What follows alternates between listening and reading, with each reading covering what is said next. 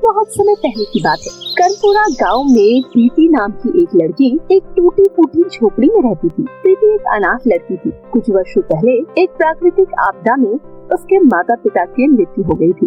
उस दिन से गांव वालों ने ही उसका पालन पोषण किया था। प्रीति पढ़ना लिखना नहीं जानती थी, परंतु वो बचपन से ही सिलाई बुनाई का काम किया करती थी, जिसके बदले दुकान की मालकिन बबीता उसे 2 वक्त का भोजन दे दिया करती थी। बबीता एक बहुत ही लालची और स्वार्थी औरत थी। वो पिछले 10 वर्षों से प्रीति को बिना तनख्वाह दिए ही काम पर रखी हुई थी। इसी तरह दिन निकल रहे थे। प्रीति अपना काम बहुत ही ईमानदारी और एकाग्रता से किया करती थी। एक दिन प्रीति हमेशा की तरह लहंगे सिल रही होती है कि तभी गलती से प्रीति के हाथ से एक जूस का ग्लास फिसल जाता है और महंगे लहंगे पर गिर जाता है। प्रीति ये देखकर डर जाती है और वो जल्दी से उस लहंगे को साफ करने लगती है। तभी वहाँ दुकान की मालकिन बबीता आ जाती है। बबीता अपना नुकसान देखकर गुस्से में आ जाती है और उससे कहती है, अरे हरामखोर, ये तूने क्या किया? अंधी, तुझे पता भी है तूने क्या नुकसान किया है? तूने पूरे 50,000 रुपए के लहंगे में आग लगा दी। अब इस नुकसान की भरपाई कौन करेगा? मालकिन, मुझे माफ कर दीजिए, मैंने जानबूझकर ऐसा नहीं किया है। वो तो गलती से मेरे हाथ से जूस गिर गया। आज के लिए मुझे माफ कर दीजिए, आगे से ऐसा कभी नहीं होगा। तेरे माफी मांगने से क्या इस लहंगे पर गिरा हुआ जूस साफ हो जाएगा? ये लहंगा कोई मामूली लहंगा नहीं है, बल्कि सेठ की बेटी की शादी के लिए मैंने ये लहंगा बनाया था। अगर उसे पता चला तो वो मेरी दुकान ही बंद करवा देगी। मुझे कुछ नहीं पता है। 50,000 रुपए का तूने नुकसान करा है, इसलिए तू मुझे 50,000 लाकर कहीं से भी दे। मैं कुछ नहीं जानती। मालकिन, 50,000 रुपए तो बहुत ज्यादा होते हैं। मैं इतने सारे पैसे कहाँ से लाऊंगी? आप मुझे माफ कर दीजिए, आगे से बिल्कुल भी ऐसा नहीं होगा। चल फिर निकल जा मेरी दुकान से। एक तो मेरा नुकसान कर दिया, ऊपर से मैं तुझे काम पर रख लूं ताकि तू आए दिन मेरा नुकसान करती रहे। जिसके बाद बबीता प्रीति को धक्के मारकर दुकान से बाहर निकाल देती है। उसके बाद प्रीति सर झुकाकर अपने घर की तरफ जाने लगती है। अभी रास्ते में प्रीति को उसकी एक सहेली मिलती है। क्या हुआ प्रीति, तुम यूँ निराश होकर कहाँ जा रही हो? तुम्हें क्या तकलीफ है, मुझे बताओ। क्या मैं तुम्हारी कोई मदद कर सकती हूँ? थैंक यू रूबी, मुझे पता है मेरी सबसे अच्छी और प्यारी दोस्त है तू, परंतु आज मुझसे बहुत बड़ी गलती हो गई और मैंने बबीता मैडम का एक बहुत महंगा लहंगा खराब कर दिया। उन्होंने मुझे काम से निकाल दिया है।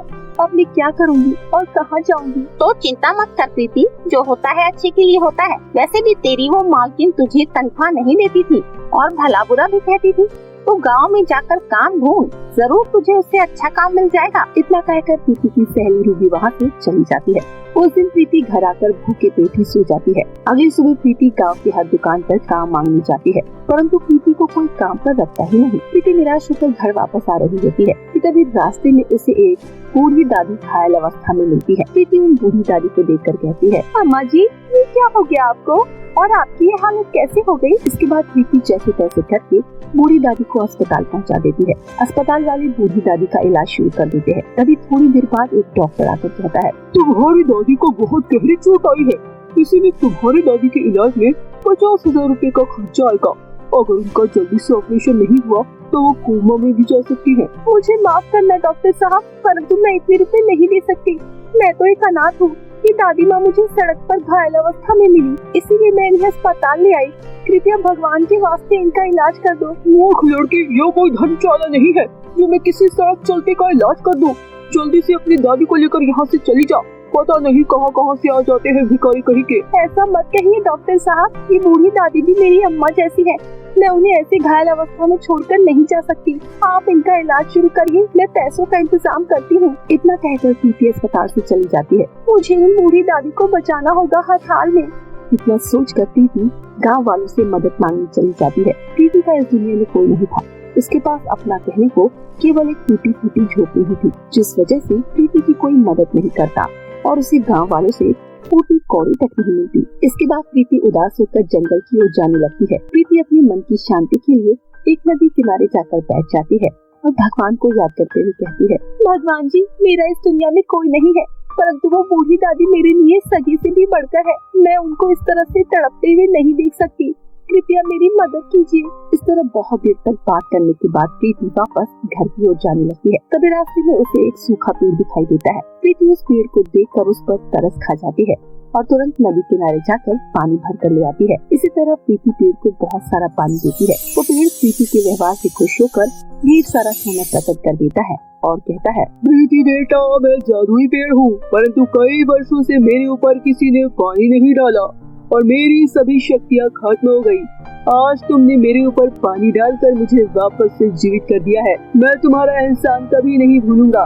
तुमसे खुश होकर मैं तुम्हें ये सोना चांदी देना चाहता हूँ। कृपया इसे मेरा गिफ्ट समझकर स्वीकार करो। प्रीति ये देखकर खुश हो जाती है कि उसने एक पेड़ की मदद की और बदले में पेड़ ने उसकी मदद की। प्रीति पेड़ को धन्यवाद देकर वो सोना चांदी अपने साथ ले जाती है। प्रीति एक सुनार के पास जाकर उसमें से कुछ सोना चांदी बेच देती है और रुपए ले लेती है। इसके बाद प्रीति अस्पताल जाकर अस्पताल वालों की पूरी फीस भर देती है। इसी तरह कुछ देर बाद दादी का ऑपरेशन सफल हो जाता है। इसके बाद वो दादी प्रीति के साथ घर चली जाती है। दादी घर पहुंचकर अचानक एक परी के रूप में बदल जाती है। हाँ बेटा, मैं सोनपरी हूँ। मैं केवल तुम्हारी परीक्षा ले रही थी।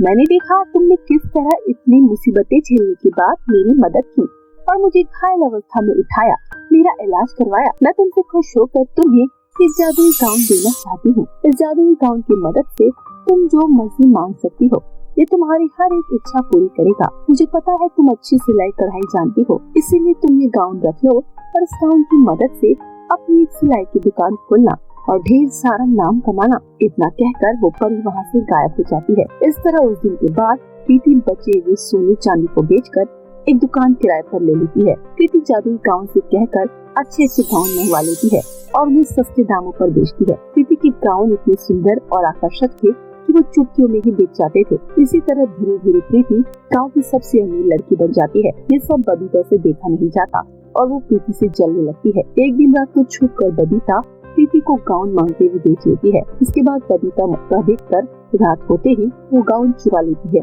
बबीता घर जाकर जैसे ही उस गाउन से सोना चांदी मांगती है, वहाँ ढेर सारे कीड़े मकोड़े आ जाते हैं और बबीता को काटने लगते हैं। बबीता ये देखकर दौड़ने लगती है।